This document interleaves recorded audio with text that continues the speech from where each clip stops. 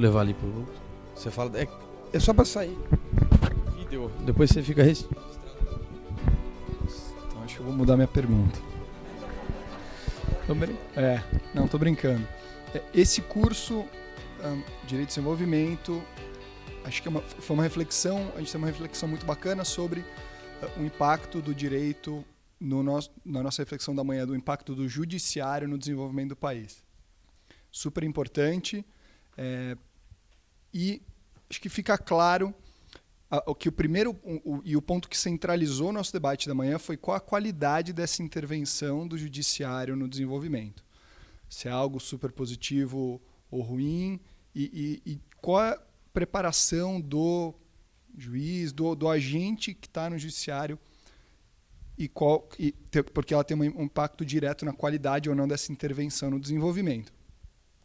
De largada, tem um obstáculo que é gigantesco para essa qualidade da intervenção no desenvolvimento, que é 14 mil processos na tua vara. Você precisa ser pragmática para ter a prestação jurisdicional específica, e é cobrada ainda agora de ter uma intervenção de qualidade no geral, no amplo, né? Então, não só você tem que ter uma prestação jurisdicional para o caso concreto, como você precisa considerar os efeitos no desenvolvimento do país.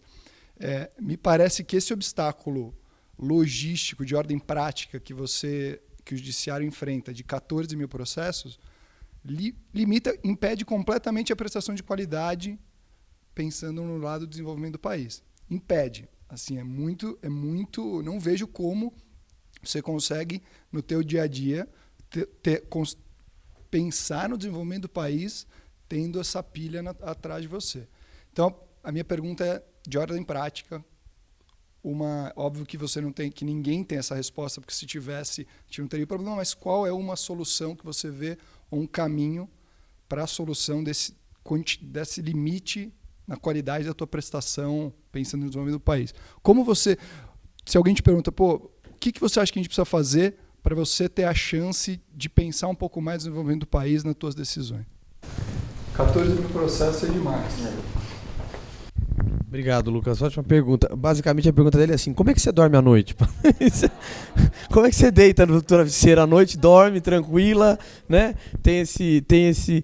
Mas eu acho que eu também já estava aqui pensando, se ninguém fizesse essa pergunta para ela, eu também faria. Quer dizer, a gente ouve, vou completar, tá, Lucas, se me permite a tua pergunta. A gente ouve falar muito também de reforma do judiciário. Essa é a discussão que a gente estava tendo. Quando você fala de direito de desenvolvimento, você pode falar de uma agenda de reformas, mas tem uma mania no Brasil também que acha que tem que reformar tudo, né? Tem um reformismo geral que você vai perdendo o que o sistema acumulou, né? O conhecimento que você vai adquirindo. Então, se fosse isso, qual que seria, o que você vê como prioritário para a gente atacar para melhorar essa condição de trabalho e permitir com que você consiga até ter uma atuação ainda melhor do que a que você já tem?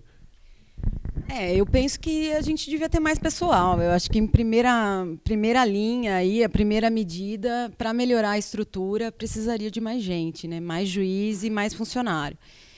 E um gestor. Eu acho que cada fórum tinha que ter um administrador, porque é muito difícil. Por exemplo, eu sou diretora, além dos 14 mil processos, como se não bastasse, eu também sou diretora do fórum, né? Então, a gente tem que assinar cheque de conta de luz, de conta de água, tem que resolver problema de faxineira, de oficial de justiça, de briga de funcionário. Então, assim, é muito problema. Assim. Se fosse só julgar, só, e pensar no impacto da decisão no país, que, né, não é pouca coisa. Então, tem muitas outras funções que isso tinha que ser delegado. Né? Então, eu acho que a primeira medida deveria ser um gestor, um administrador. Primeiro, porque a gente não tem formação nessa área. Né? E segundo, porque a gente estudou para prestar, né, para dar prestação jurisdicional e não para resolver, né, problema da conta de água que a faxineira não vai mais limpar o Ministério Público, então tem que fazer convênio com a prefeitura para ver se manda a faxineira da frente de trabalho. Eu estava resolvendo, estava no banco ontem, no banco do fórum, aí veio a funcionária de administração conversar comigo a respeito da faxineira, da água, água do Ministério Público, não sei o quê. Aí a moça do banco falou, nossa, doutora, até isso vocês têm que fazer? Falei, pois é, até isso. Quando eu passei, achei que eu só fosse julgar, mas não é. Então, assim, eu acho que a gente precisaria de um administrador em cada fórum. Boa, obrigado. É o mínimo, né? Não, e parece que é o óbvio, né? É óbvio. Não é uma solução mirabolante. Não é o óbvio. Peraí, deixa eu levar ali pra vocês, gente, só um minutinho pra pergunta ficar registrada também. A Natália tinha pedido antes. Não, passa lá. Tá. Por que não pode ser um funcionário do fórum ou ser o administrador? Porque tem tanto funcionário que é promovido de técnico judiciário que é analista, que é formado em administração, não tem um monte de funcionário que... Tem, mas no final das contas eles não tomam as decisões finais sozinhos, né? Eles precisam sempre do nosso amparo, né? E muitas vezes eles não querem resolver, eles preferem que a gente resolva, porque daí é a última palavra, né? Então, tudo acaba... Assim, a questão da judicialização, ela está em todos os sentidos, né? Assim, parece que todo mundo quer que o juiz fale em última instância, né? Meu Deus! Então, assim... Virou mamãe e papai, né? Não é papai, mamãe vai resolver isso, ela tem razão. O judiciário é a mamãe de todo mundo. Então, assim, tudo tem que cair no judiciário, né? Então... infelizmente, por isso que está tão assoberbado de processo, né? Porque a última palavra é judiciário. Então, as pessoas não querem mais resolver entre elas. Poxa, se resolvam, conversem, né? Resolvam seus problemas. A gente não sabe tudo, né? Vocês podem resolver, né? Chegar num denominador e saber o que é melhor para os senhores. Então, assim, eu faço muita conciliação, né? Eu priorizo muito, eu me dedico, eu gosto muito da conciliação, porque eu acho que ali a gente mata o processo. Porque daí não vai ter o recurso, né? Então, pelo menos o tribunal vai ter um processo a menos. Então, assim, eu sempre falo, gente, vocês sabem, né, qual o melhor horário da visita, né? Quanto que o senhor pode pagar de pensão? Vamos lá, vamos conversar, vamos colocar a mão na consciência, vamos ser honestos e vamos pensar para a gente resolver aqui, né? Então, é bem isso. A Patrícia, na verdade, tá com a fantasia da Mulher Maravilha por baixo da roupa, né, gente? Vocês sabem disso. Pode deixar que eu levo ali, Guto, para o Antônio. Na verdade, eu queria mais um depoimento. Assim. Acho que a gente é uma turma que é majoritariamente de mulher aqui. A impressão que eu tenho, eu não sou concurseira, então a impressão que eu tenho é que o concurso ele diminui um pouco esse gap entre homens e mulheres. Acho que uma grande parte do concurso é meio blind, né? Não dá para saber. Mas eu queria ter o seu depoimento de como é ocupar um cargo de liderança sendo mulher, como foi seu caminho até esse cargo de liderança e o que você enxerga de desafio, o que você acha que falta. É mais uma perspectiva da mulher nesse cargo de liderança. Assim. Você está indo para a Índia falar sobre direitos de mulheres, a gente tem uma série de dificuldades e eu acho que liderar sendo mulher ainda é uma dificuldade. A gente ainda não é levada muito a sério, a gente ainda é muito maternal. Então, eu queria ver como é que você enxerga isso no seu dia a dia. Ótima pergunta. Eu só até complementando o que a Mariana falou da direção do fórum, quando o Luiz Felipe Dávila deu a palestra dele sobre liderança, você lembra que a primeira coisa que ele falou é que a autoridade é diferente de liderança, né? Mas, infelizmente, existe ainda uma cultura muito de respeito à autoridade, tanto por essa questão de procurar o judiciário para resolver tudo, como para só vou aceitar a ordem, porque isso que você tem que pensar. Vai botar um administrador para ser o gestor do fórum. O problema é que vai ter um juiz que vai brigar com ele, né? Infelizmente, não é todo mundo que tem a humildade e o espírito público da Patrícia. Quer dizer, a gente sabe que tem muita gente que é autoritária. Então, se você botar um funcionário, ele vai desautorizar o funcionário, porque ele vai se ver como juiz, como autoridade, e não vai, talvez, acreditar. Mas a pergunta da Natália sobre liderança feminina, né? Quer dizer, se você vê que o fato de ser mulher foi uma dificuldade adicional, ainda que você teve em alguns momentos da tua trajetória. Curiosamente, eu não senti dificuldade em relação ao fato de ser mulher como juíza. As pessoas respeitam a gente no fórum. Não sei, eu não sinto diferença. Assim, os advogados. Eu sempre achei que isso seria um problema. né? Eu falo, nossa, né? Porque eu passei nova, eu passei com 26 anos, né? Então eu falei, nossa, o que as pessoas vão pensar, né? Vão me ver chegando, quem é essa daí, essa menina? Mas não sei, assim, eu sempre fui muito séria, assim, no trabalho, sou séria, sou tranquila, então as pessoas sempre me respeitaram nessa questão, assim, pelo fato de ser mulher. E até assim, em relação a de homem, de cantada, é muito engraçado esse ponto, porque homem vira juiz, nossa, fica lindo, maravilhoso, né? As mulheradas caem em cima, nossa, as advogadas, estagiárias, o homem, nossa, fica... Mulher é o contrário. Mulher, nossa, ninguém... Eu olho, acho que em 10 anos, raramente alguém foi assim, um pouquinho engraçadinho comigo. Nossa, muito raro no trabalho. Eles falam para escrevente, eles falam, mas assim, as pessoas têm muito respeito, ou não sei o que acontece. Que bom, né? Medo da autoridade. Medo da autoridade. Eu sou muito tranquila, né? Mas eu acho que não é legal misturar, e eu também não dou liberdade, mas mesmo assim tem gente que, mesmo a gente não dando liberdade, as pessoas se excedem, né? Mas não acontece. E também quando eu tava, agora eu namoro, mas quando eu tava solteira, assim, um amigo meu falava assim, você vai pra balada, você vai falar que você é juíza, né? Não é, mas... fala que você é, sei lá, enfermeira, professora. Professora. Você vai espantar todo mundo. Eu falo, puxa vida, mas eu estudei tanto, agora eu tenho que mentir?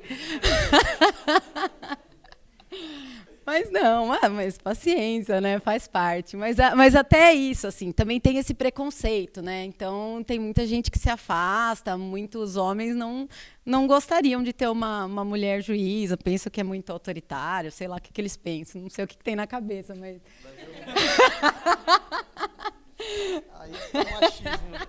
Aí que tá o machismo que você não imaginava, né? Tem que ter identidade secreta, você vê? Eu tô vendo é super-herói mesmo, por isso que vira super-herói depois. Mais alguém, Thiago?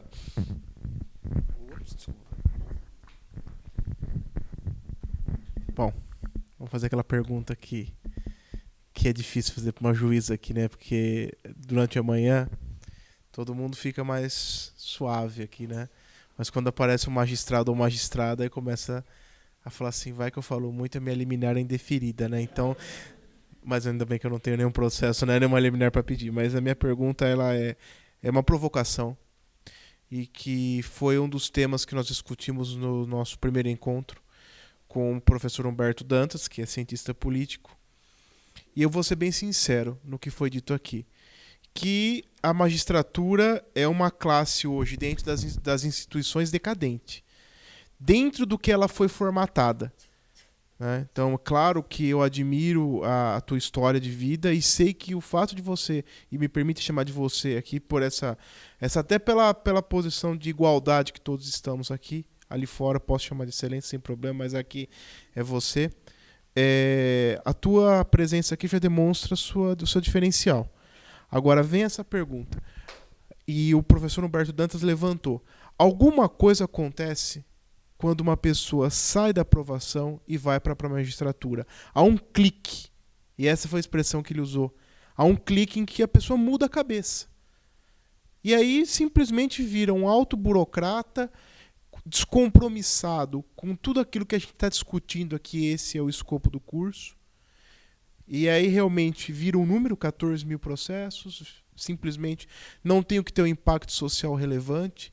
E quantos juízes eu não conheço, vocês não conhecem e você não conhece? Você não é assim.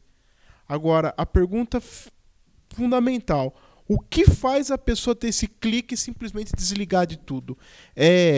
Bom, eu estudei 5 anos, agora minha dívida social está paga, eu quero só as benesses do cargo, meu salário muito bem, e eu não tenho compromisso com ninguém, não tenho que ter impacto social coisa nenhuma.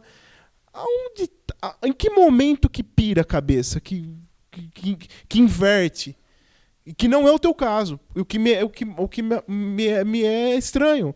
Porque não aconteceu com você. Quando eu vejo a colega concurseira aqui, a nossa futura juíza estadual, eu tenho certeza que ela não vai ter esse clique. Você não teve esse clique. Mas 90% tem. E aí fica doido. Aí olha pro advogado e fala assim, não te reconheço. Pô, mas você era advogado até ontem. Não, mas agora não. Agora não mais. O que acontece na cabeça de um juiz para ter isso? Desculpe o alongamento e a sinceridade. Só para contextualizar, na ocasião, o professor trouxe alguns exemplos de... Abuso de autoridade, né? Autoritarismo, assim, de gente que... O juiz que pediu, o desembargador que pediu... Foram trazidos alguns exemplos de excessos mesmo, de ego, vaidade, essas coisas inerentes ao cargo, imagino eu, né?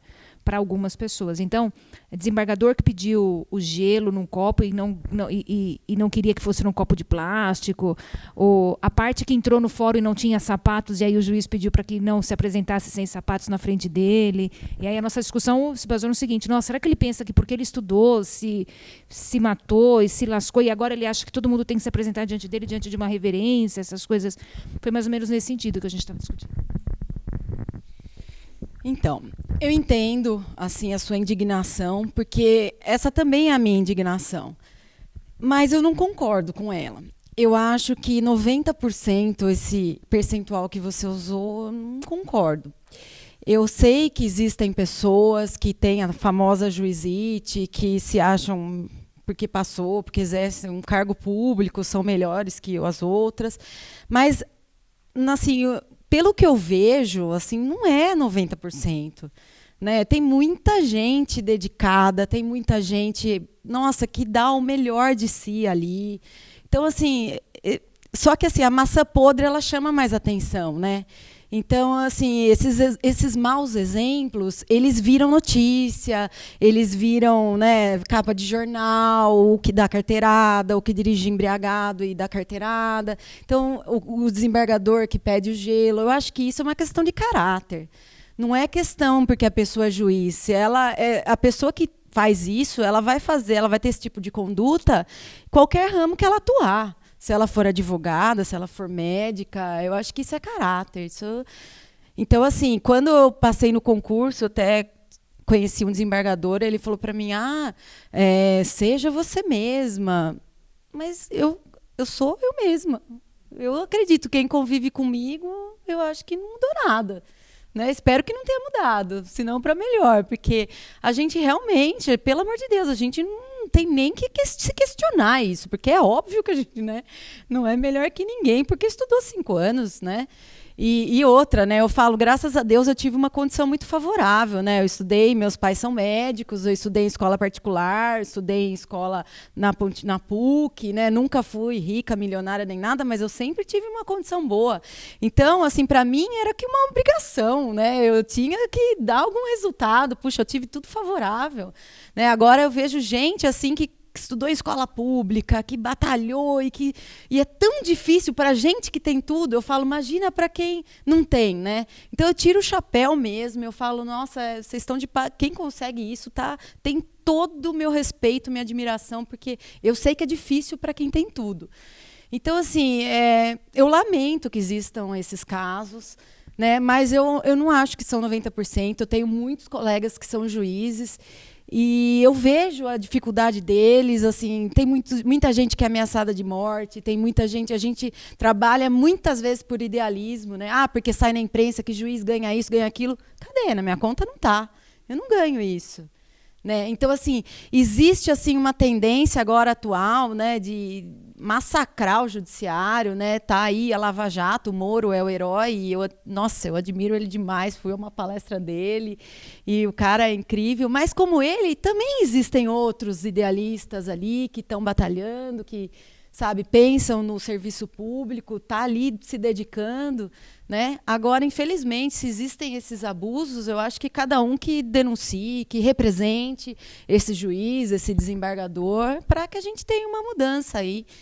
Mas eu acho que não são 90%, não. Eu espero que não seja. Pelo menos na minha rotina, nos meus amigos ali, não vejo gente assim, não. Embora eu conheça um caso ou outro, né, que tem esse tipo de... Em todas as profissões. Tem advogado também que dá chilique ao direito. Tem, claro.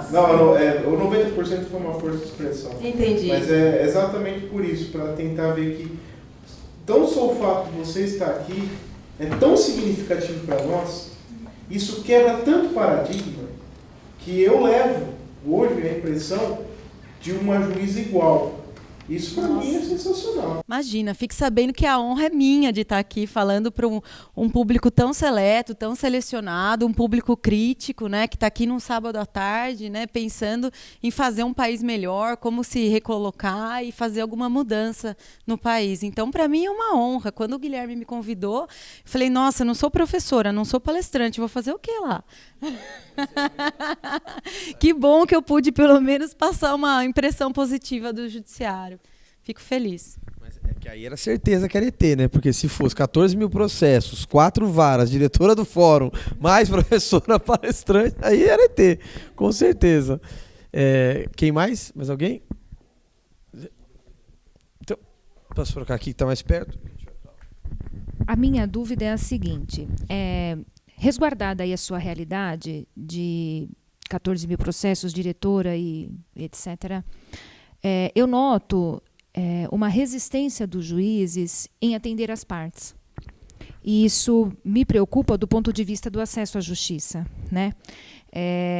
Por quê? Porque a gente sabe que o relacionamento, muitas vezes, entre advogado e cliente nem sempre é o dever ser, que é aquele da confiança, aquele da prestação e aquele da defesa. E muitas vezes eu escuto pessoas que me procuram e às vezes elas falam assim para mim, mas doutora, eu posso ir lá falar com o juiz? Será que se eu for lá e falar para o juiz que, olha, realmente, seu juiz, olha, está aqui, está assado. E todas as vezes eu digo para ele, olha, poder você pode, mas eu não sei se o juiz vai te atender. E na plaquinha lá está sempre escrito, né, entre sem bater, né? E aí, às vezes, a gente tenta, e aí o juiz também não recebe, muitas vezes, o advogado para despachar a petição ou para explicar. Claro, guardadas as reservas da dificuldade do tempo, de despachar e sentenciar e fazer audiência. Mas por que é que existe essa resistência? Eu noto uma resistência dos juízes em ouvir as partes, né? Em atender a parte e, muitas vezes, 5 minutos, 1 minuto, ouvir o fulano ali desabafar, dizer, e para ele estar diante de um juiz já é tão difícil, já venceu tanto, ficou quantas noites sem dormir para poder chegar ali no juiz e falar, juiz, olha, ele me bate mesmo, olha, meu filho é assim mesmo, olha, eu não posso falar na frente do meu advogado, mas eu queria que a senhora soubesse, sabe, por que isso acontece? Então, existe aquele brocardo jurídico, né? O que não está nos autos não está no mundo. Então, fica complicado a gente abrir para ouvir as partes e você vai decidir com base em quê? Né? Você vai fundamentar como, se não está no processo. Então, assim, tem que estar documentado, né? Tem que estar ali para a gente poder fundamentar a nossa decisão, porque se tiver recurso, o desembargador não ouviu a pessoa também. Então, tem um momento próprio, né, que é na audiência, que é o depoimento pessoal na área civil, né, ou na audiência de instrução na área criminal. E fica um pouco complicado você ouvir sem a parte contrária, e você vai fazer o contraditório. Como que você vai fazer o contraditório? Você vai ouvir uma parte e a outra. Não vai poder se defender daquilo? Então, assim, não é questão... É um pouco complicado mesmo. Eu, assim, quando está com advogado, eu procuro ouvir, sim. Mesmo, sabe, mas, assim, não é recomendável. Não é, porque você teria que estabelecer, então, um contraditório. Então, aquela pessoa está falando com você, então vamos chamar a outra parte para ela contradizer aquilo. Entendeu? Sem tirar essa questão de que não está nos autos, não está no mundo, né? Quebra isonomia. Quebra isonomia. Eu acho que essa que é a questão que você falou, né? Porque eu já tive isso.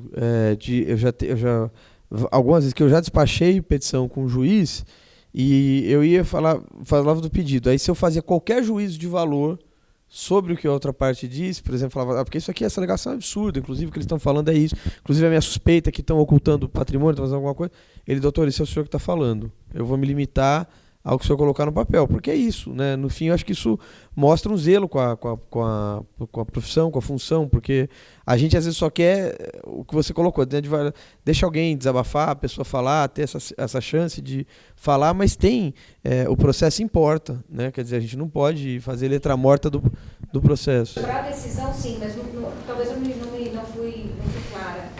Porque eu noto que o judiciário, o juiz, a população não sente a presença dele. Entende? Você queria um juiz mais presente, talvez, né? As pessoas, não sei se as pessoas não notam isso, se é uma impressão minha equivocada, mas as pessoas não sentem o juiz. O juiz é o encastelado, como foi um termo utilizado aqui. Não estou dizendo em relação... pela tua fala, eu imagino que seja até, inclusive, uma recomendação do tribunal. Olha, você vai atender, mas o outro tem que ter um contraditório. Ok, esse é o procedimento processual. E ok, e a gente nem quer que seja diferente. Mas a questão aqui é, sabe, é o fulano, ele precisa... Eu não sei se eu estou me fazendo clara, talvez me fujam as palavras, mas eu não noto que a sociedade, as pessoas, elas sentem a presença do juiz, a figura do juiz, a figura da, sabe, alguém ali imparcial que vai ouvir, e que se não for levar, e que tudo bem ele não levar aquilo em consideração, porque a outra parte não vai contradizer. Mas o que me parece é que existe o juiz, né? Às vezes Deus abaixo do juiz, dependendo do juiz, né? E que as pessoas não sentem a presença do juiz ali, né? Às vezes a pessoa entra na audiência, sai e fala assim, doutora, eu não falei nada, né? Eu queria também ter falado para o juiz. Ah, mas é que ele só ouviu o advogado. Ah, mas é que era eu também queria ter falado. É essa a minha dificuldade. Infelizmente, lógico, a gente tem os ritos, tem os processuais, tem a lei e tudo mais, mas eu acho que vai além disso, né? Nós somos além do que está no Código de Processo Civil. Nossas causas são além do que a ampla defesa e o contraditório. Claro, guardadas as reservas da... Não, eu entendo. Na audiência, sim, eu particularmente procuro deixar as partes desabafarem, porque às vezes, muitas vezes, em casos de família, elas só querem falar na frente do juiz. Elas querem que daí a gente fale alguma coisa para outra parte, né, que dê uma bronca, e aquilo basta, né? E aquilo é o suficiente. Então, em audiência, eu acho que é diferente, porque aí estão as duas partes. Tem momentos que a gente ouve separadamente também, a audiência, um ou outro, até para tentar conciliação, também isso é recomendado.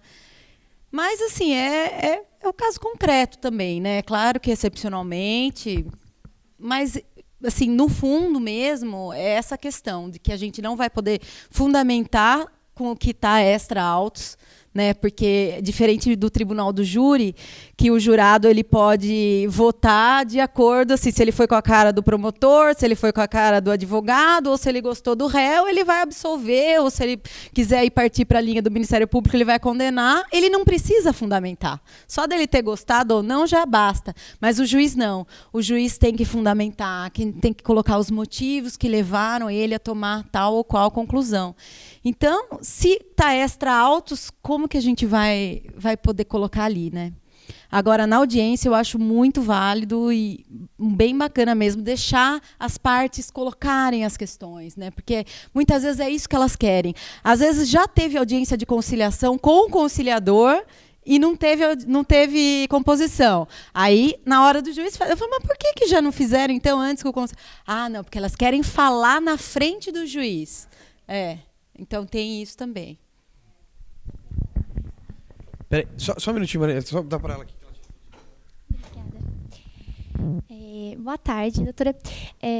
Eu queria saber, assim, tendo passado por tantos cartórios, cidades diferentes, com pessoas assim de backgrounds diferentes também, quais medidas, talvez algumas experiências de sucesso, outra não tanto, que você acabou tomando para motivar os funcionários em cada uma das cidades, e principalmente agora, sendo diretora, com mais milhares de funções.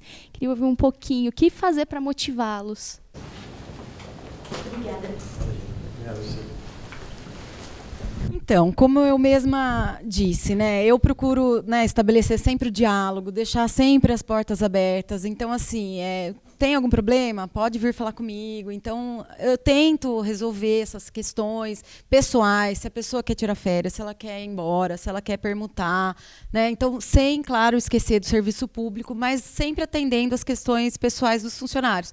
E, para mim, funciona fazer reunião com um cartório. Porque aí, e aí, como é que tá? Daí um dá uma ideia, outro dá outra. Eu falo, vamos fazer assim, então daqui para frente a gente muda, vamos fazer uma experiência. Então, eles se sentem assim, respeitados, valorizados, né? Para mim, eu acho que fazer reunião, deixar eles abertos para proporem, né, novas ideias, novas práticas, funciona. Mais alguma pergunta? Oi, Patrícia. É mais a questão assim a minha curiosidade é em relação ao dia a dia. No final do seu depoimento, antes de você abrir a questão do debate, você falou muito da questão da violência contra as crianças, né? E eu acho que eu sou a única que está mais fora da caixinha aqui, porque eu atuo na área da educação. E a minha formação na área de psicopedagogia, a minha conclusão de curso foi voltada para essa questão.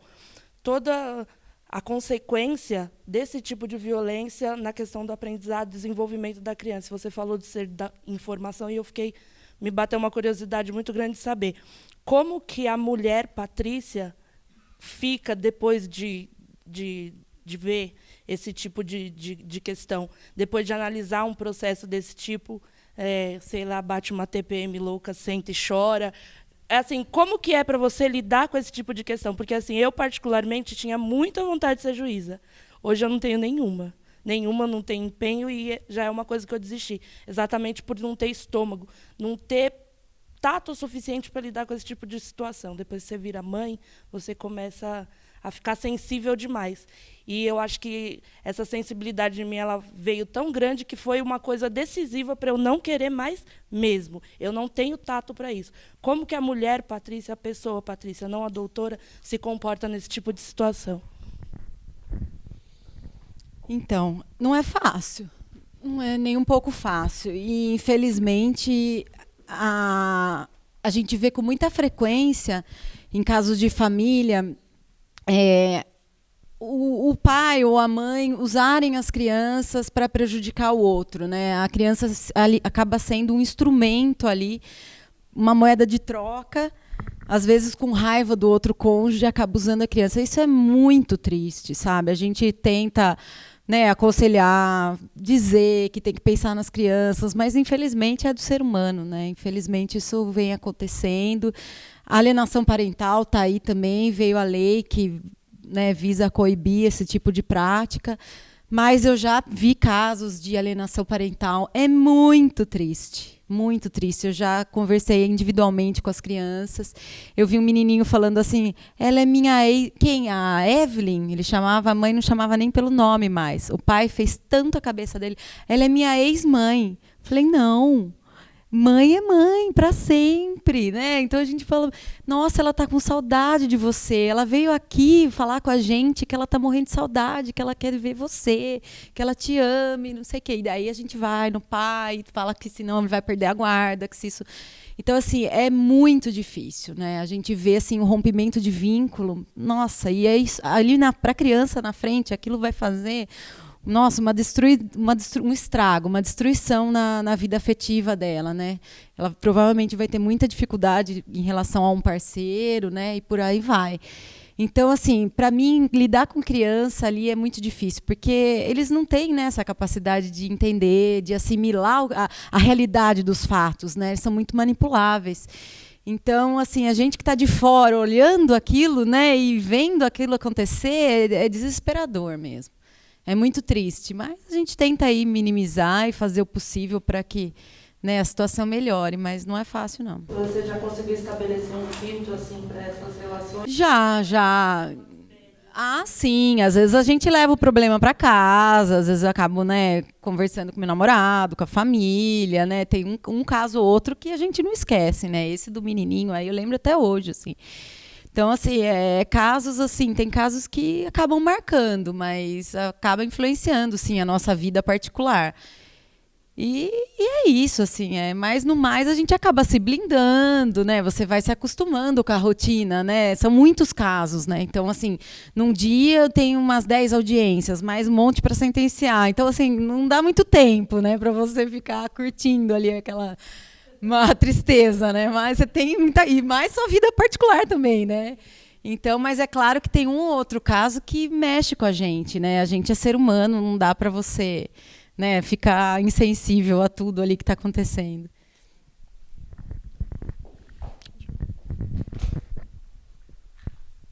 Bom, minha pergunta é bem objetiva, assim. Eu não sei se lá na vara que você atua, você consegue... vocês trabalham com algum tipo de meta? Você sabe mais ou menos mensalmente quantas sentenças você profere? Por exemplo, o cartorário, ele tem, sei lá, uma meta para elaborar mandado para oficial de justiça. Vocês têm esse controle, assim, mensal? Tem. Ótima pergunta. Sobre gestão de cartório, né? Quer dizer, falar a efetividade disso, muito bacana. Então, existem várias planilhas, né, que a gente manda para o tribunal e para o CNJ. E a gente é muito cobrado, né, em relação a atraso. Graças a Deus, assim, eu não tenho. Eu tenho, assim, atraso no máximo de um mês, né, de sentença, pouquíssimas, assim, acho que eu tenho umas 15 comigo, que eu vou... Quando eu voltar, quando eu saio de viagem, eu procuro deixar sempre tudo em ordem, porque quando eu voltar vai estar bem assoberbado de trabalho. Mas a gente tem sim, a gente tem mensalmente, a gente manda, e existem punições, né? Então, se você atrasa muito, sentença, você não pode se promover para outra cidade, existem representações, existem várias consequências que podem prejudicar o juiz e o diretor também, né? Em média, existem sentenças completas e sentenças resumidas. Não sei se vocês sabem, completas é quando tem relatório, fundamentação, dispositivo. Resumidas são aquelas só de homologação de acordo, simples, que o cartório faz. Completas, lá na minha vara, em média, umas 110, 100 sentenças por mês. Aí, resumidas, umas 200. Então, essa por média. É mensal. Mais alguém? Isso é público. Eu vou te fazer uma última pergunta para a gente terminar. Então, que já são 4h15, a gente consegue daí fazer um intervalinho antes de começar a última parte do nosso encontro. Até por conta disso que ele perguntou. Como que você vê a atuação do CNJ hoje, Patrícia? Quer dizer, quando se criou esse mecanismo de órgão externo de controle do Ministério Público, da magistratura, teve muita celeuma, muita polêmica, né, por conta da independência funcional que os magistrados têm, etc. Eu tenho uma impressão, eu sempre achei que era uma coisa positiva, porque você tinha que ter outras maneiras que não só a corregedoria do tribunal, né, porque a gente vê essa coisa de do tribunal ser fechado e o corporativismo, que é muito ruim, né, quer dizer, tinha que ser uma coisa um pouco mais aberta. Mas eu acho que o CNJ acabou fazendo também umas coisas que não era muito o que se imaginava lá atrás, né? Quer dizer, começou essa questão da produtividade, de melhorar, acho que está num esforço de eficiência de gestão que faz sentido. Por exemplo, isso foi uma das coisas que eu pessoalmente vejo como positiva. Mas começou uma coisa de interferir até em decisão, de ter gente que abre reclamação contra o juiz direto no CNJ quando tem uma decisão que é desfavorável. Quer dizer, qual que é a tua avaliação sobre se você vê que tem uma importância, um papel e qual é essa importância? Não, sem dúvida tem essa importância, né, desse controle externo, mas infelizmente assim eles acabaram jogando sobre a nossa responsabilidade o preenchimento assim de diversas planilhas, diversas, né, obrigações, e a gente já não tem pessoal, né? A gente já tem pouquíssimos funcionários. Aí a gente tem que preencher trocentas mil planilhas para o CNJ. Então é relatório mensal. É interessante essa prestação de contas, porque existem muitos abusos, existe muita gente por aí nesse país fazendo muita coisa errada, deixando ali, né, um atraso gigantesco. Mas eu acho que tem que ser visto com reservas, porque isso acabou assoberbando mais ainda o nosso trabalho. Eu penso nesse lado. Pessoal, queria então agradecer de novo a Patrícia. Acho que além de... Com certeza foi uma experiência muito bacana para nós todos. Acho que até alguns já falaram isso até quando perguntaram, que acharam muito enriquecedora essa conversa. E eu espero que mais do que inspiradora, esse diálogo que a gente teve aqui hoje, essa conversa, esse bate-papo, seja também transformador, né? Para todo mundo que tem aqui, para quem de repente ainda está em dúvida se vai querer seguir o sonho de assumir o desafio de encarar para a magistratura, e para quem está nesse caminho, que siga firme, acredite no seu propósito, porque com certeza só está agregando. Eu acho realmente me pegou muito quando você falou assim, não tem nada nesse processo que seja uma perda, né? Tudo é acréscimo, porque é isso. Quer dizer, se você passar no concurso e tivesse preparado muito bem, você vai ser um juiz muito bem formado. E na pior das hipóteses, se você não passar, você vai ser um advogado muito bem formado, vai ser qualquer outra coisa que você for fazer na sua vida, você vai fazer com uma grande formação. Então, olha, super obrigado de novo, que você continue com o seu trabalho, honrando, dignificando a profissão, né? Honrando a nossa turma 51 de Direito da PUC, que eu brinco sempre, a turma da boa ideia, né? E, enfim, muito, muito obrigado de novo, uma ótima viagem para você lá na Índia, e eu espero que a gente possa ter você aqui de novo com a gente em outros encontros, tá bom?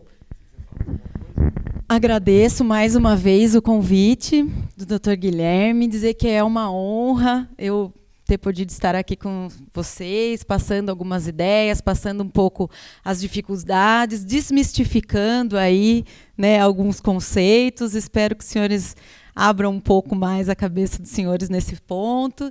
E é isso, parabéns pela iniciativa, né? Tenho certeza que está sendo um excelente curso e hoje termina? Não, a gente ainda tem mais 2 Tem mais sábados. 2. Pessoal animado. Né? Tem sábado até no feriado. É isso aí, vocês estão no caminho certo e que eu sempre digo, todo esforço é recompensado.